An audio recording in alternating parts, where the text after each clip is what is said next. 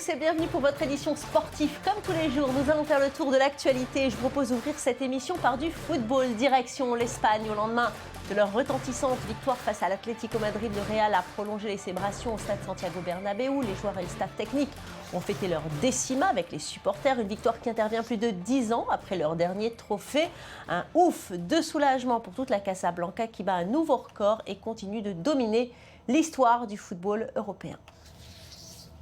Formule 1 maintenant, l'écurie Mercedes confirme sa domination sur le championnat du monde. Nico Rosberg s'est imposé pour la 10e fois consécutive au Grand Prix de Monaco devant son coéquipier et concurrent Lewis Hamilton, suivi par Ricciardo chez Red Bull. L'Allemand est né et vit à Monaco. Il remporte ainsi son second Grand Prix de Monte-Carlo d'affilée. Cette victoire lui permet de reprendre les commandes du championnat avec 4 points d'avance sur Hamilton. Mercedes domine outrageusement le championnat du monde, aussi bien côté pilote que côté constructeur. Néanmoins, ce week-end a été marqué par quelques tensions entre Hamilton et Rosberg, une tension qu'il faudra réussir à apaiser si Mercedes veut continuer à dominer la Formule 1.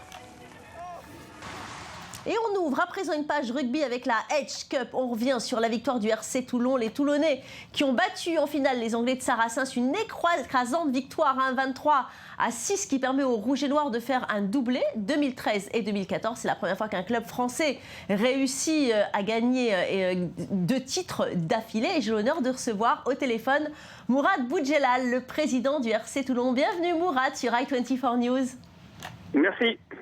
Merci d'avoir accepté notre invitation. Alors d'abord, bravo pour ce fabuleux doublé. Remporter 2 coupes européennes d'affilée, ce n'est pas facile. Vous êtes la première équipe française à réaliser cet exploit. Comment fait-on pour motiver ces troupes après une première victoire? Quand on a atteint les étoiles, c'est difficile de vouloir les atteindre encore une fois.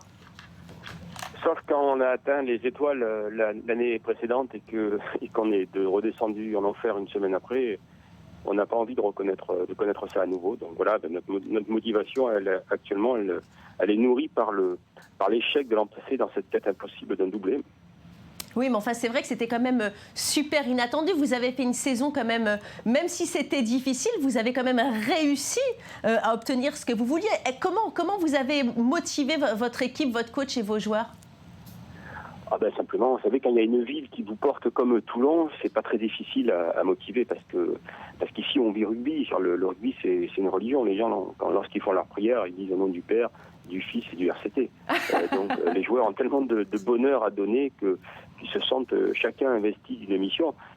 Et puis, vous savez, la marque des grands champions, ce sont souvent des grands compétiteurs aussi qui veulent gagner. Ce sont des fauves assoiffés de victoire, quoi. Et voilà, aujourd'hui, on a la chance d'avoir une équipe qui a faim de victoire et qui nous l'a montré samedi.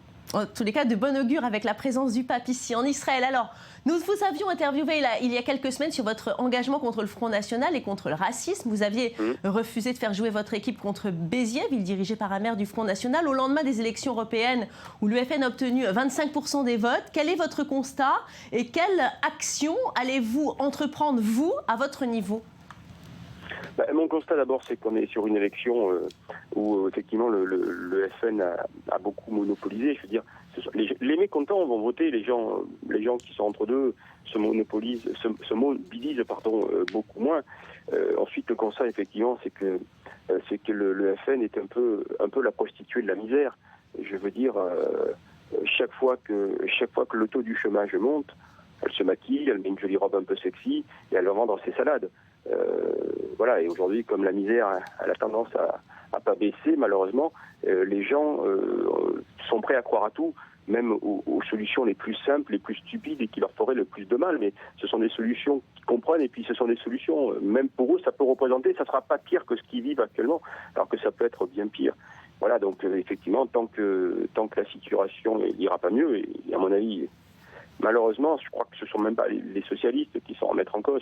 Je crois qu'actuellement, c'est très difficile de trouver une politique économique dans le contexte mondial pour nous sortir de cette crise.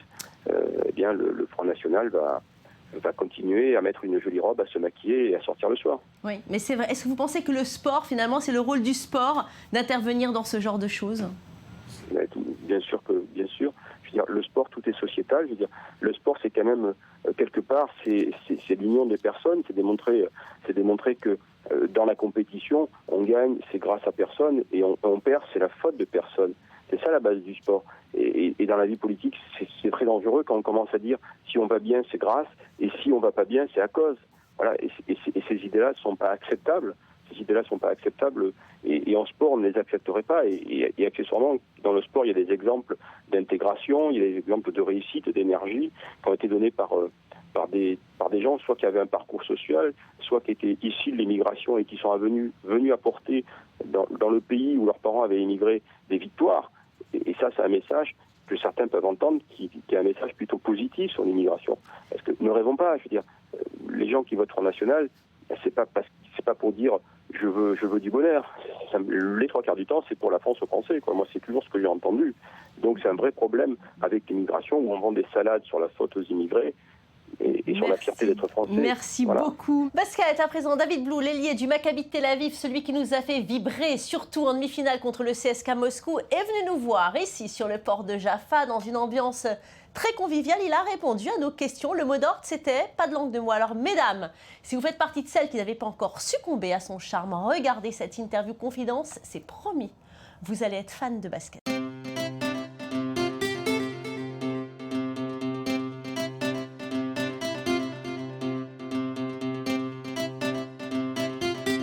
Bienvenue sur le port de Yafo. J'ai le plaisir de recevoir David Blue. David Blue, bienvenue. David Blue, welcome. Merci, c'est super d'être ici. Je suis très heureuse de vous recevoir ici sur i24 News. Merci de venir nous rendre visite sur cette nouvelle chaîne de télévision. Je suis très heureuse que vous nous ayez choisis pour venir parler de ce merveilleux match que nous avons tous regardé dans le monde entier.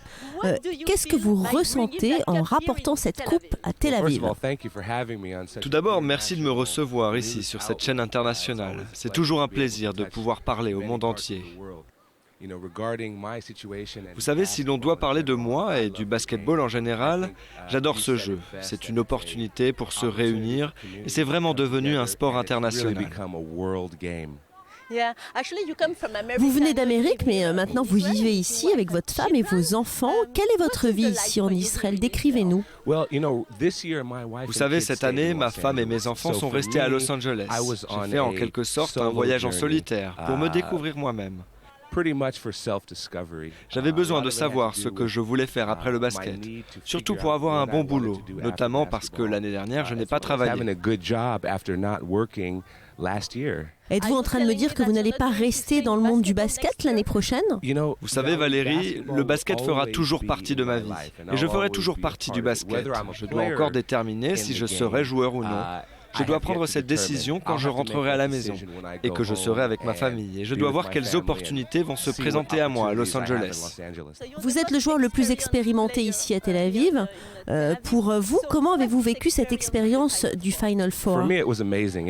Pour moi, ça a été extraordinaire. Ça m'a rappelé ce que j'avais vécu à Barcelone en 2011 ou en 2008 à Madrid ou encore en 2004 ici à Tel Aviv. Avec mon expérience, je pense que j'ai eu la possibilité d'aider certains des jeunes joueurs qui jouaient leur premier Final Four, leur aider à comprendre l'importance de ces matchs, mais aussi de savoir apprécier le moment pour ne pas se mettre trop de pression.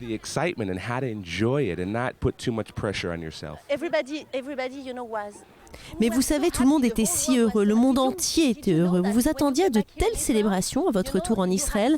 Une rencontre avec Shimon Peres, avec le Premier ministre, c'était fou.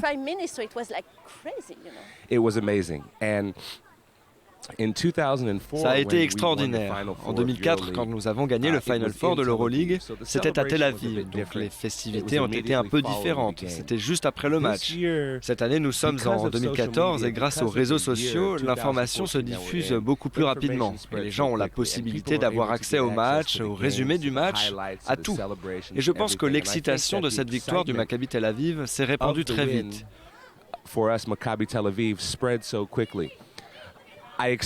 Je m'attendais à être reçu par des fans à l'aéroport, mais vraiment pas à ce point. Ça a vraiment été incroyable, très spécial, et je suis très reconnaissant. Réalisez-vous ce qui s'est passé. Quand on vit quelque chose comme ça, des fois on ne réalise pas ce qui se passe. C'est plus ceux de l'extérieur qui réalisent.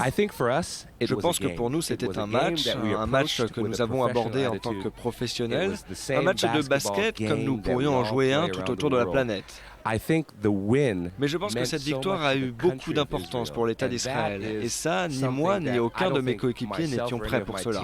C'était vraiment spécial et nous étions tellement heureux pour l'État d'Israël. Vous savez, par exemple, la finale de la Ligue des Champions, c'était David contre Goliath, l'Atlético contre le Real Madrid. Et c'est le Real Madrid qui l'a emporté. Mais là, ça a été le scénario inverse, complètement différent. Personne n'a parié sur nous. Et tout au long de l'année, nous étions des outsiders. Nous avons eu beaucoup de hauts et beaucoup de bas cette saison. Et nous avons joué avec un style auquel beaucoup d'équipes européennes ne sont pas habituées. Dans notre équipe, nous l'appelons Organized Pickup. Nous entrons sur le terrain pour jouer. Nous adorons jouer. On ne se prend pas trop au sérieux, mais nous sommes très pros dans notre approche. Et nous avons été capables de jouer avec notre style, tout en y ajoutant notre soif de victoire pour arriver au plus haut. Et c'était tout simplement extraordinaire. Vous avez joué pour Le Mans en France. Comment était votre expérience là-bas? Ça vous a plu? J'ai beaucoup apprécié mon passage en France. J'ai adoré le championnat. Le championnat français est très excitant, avec beaucoup de rebondissements et beaucoup de rythme. La vie en France, enfin plutôt la vie au Mans, est complètement différente que celle de Tel Aviv. Évidemment, surtout le temps. Oui, surtout le temps et surtout le rythme de vie. Mais j'ai passé un très bon moment là-bas. J'ai eu la possibilité d'aller à Paris et d'y passer quelques jours et j'ai vraiment apprécié mon séjour en France. Étiez-vous en mesure de pratiquer votre judaïsme en France autant que vous le faites ici? C'est une très bonne question. La situation politique et socio-économique en France et l'opinion envers les Juifs est différente, évidemment. Ce n'était pas aussi facile d'être juif en France comme ça l'est ici en Israël, comme vous pouvez l'imaginer. Oui, bien sûr, je peux imaginer. Dites-moi, en tant que citoyen américain qui vit en Israël, comment c'est de vivre ici? Les gens vous reconnaissent dans la rue? C'est génial. Tout d'abord, mes amis qui sont américains et qui sont venus jouer au basket ici ont adoré vivre ici. Et tous ceux qui partent vivre dans un pays différent, ils veulent tous revenir. Israël est si pro-américain et si proche des valeurs occidentales, de ses idées, de sa culture. Ça rend la vie pour un Américain beaucoup plus facile et ça vous permet d'être meilleur sur le parquet, car vous n'êtes pas stressé en dehors.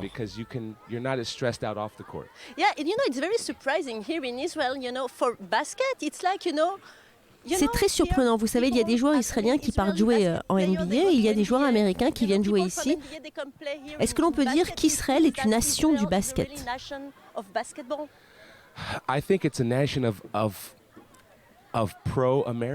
Je pense que c'est une nation pro-américaine. Le basket américain, la NBA est un gros symbole de la culture américaine.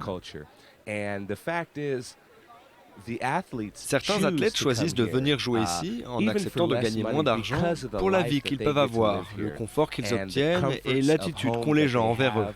Et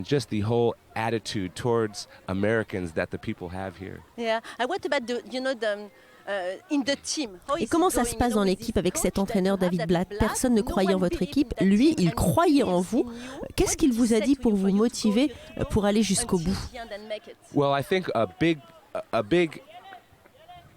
Un des points importants de la méthode d'entraînement de David Blatt, c'est de comprendre ses joueurs. Quand nous perdions de 15 points à la fin du troisième quart-temps, David nous a réunis. Il souriait et il nous a dit « C'est exactement là où nous voulions être. Nous allons gagner ce match. » Et il nous a donné à nous, les joueurs, la confiance pour revenir et gagner ce match. Et nous l'avons fait. Et c'est ce genre d'équipe que nous sommes. Nous sommes très proches. Tous les joueurs sont comme des frères. Nous nous aimons tous. Nous aimons nos entraîneurs et les autres membres du staff. Et nous voulions gagner pour nous.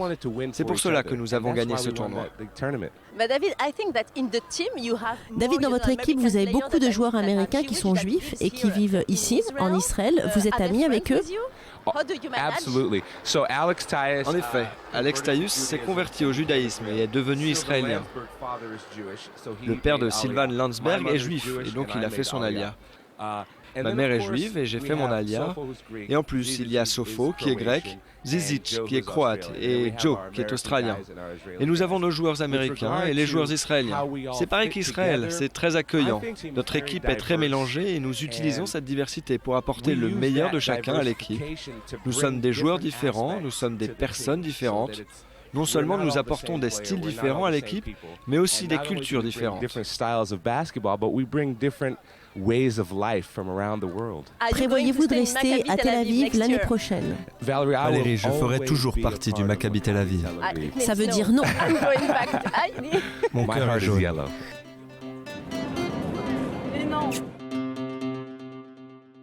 Et c'est sur cette belle image que l'on se quitte. C'est la fin de cette émission. Quel bonheur d'avoir partagé ce moment en votre compagnie. On se retrouve très vite pour toujours plus de sport. En attendant, vous pouvez nous retrouver sur notre site internet disponible pour vous 24 heures sur 24. Restez avec nous en attendant, car l'info continue sur i24 News.